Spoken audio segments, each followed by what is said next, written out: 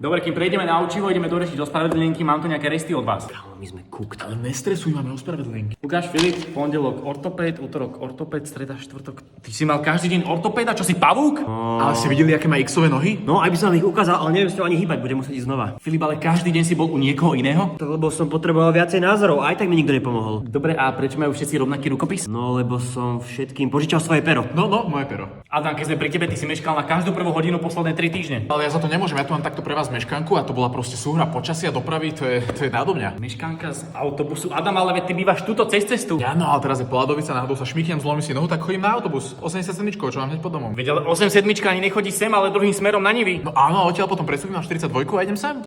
OK. A Miška, ty tu máš 13 krát po sebe rodinné dôvody. To sa zase jak stane? No, rodinné dôvody sú rodinné dôvody, to vám nemôžem povedať. Ja ti rozumiem, že sú to rodinné dôvody, ale 13 krát? Ježiš, dobre, no tak Filip zobral všetkých ortopédov, čo som mal robiť? Ale ako som vás to učila, keď otrbávame tak poriadne, nie? Miška, daj 3 rodinné dôvody Filipovi, Filip ti daj 2 ortopédov jej a jedného daj mne. Lebo chcem ísť cez Slovenčinu potom na bingo s kamarátkami, viete.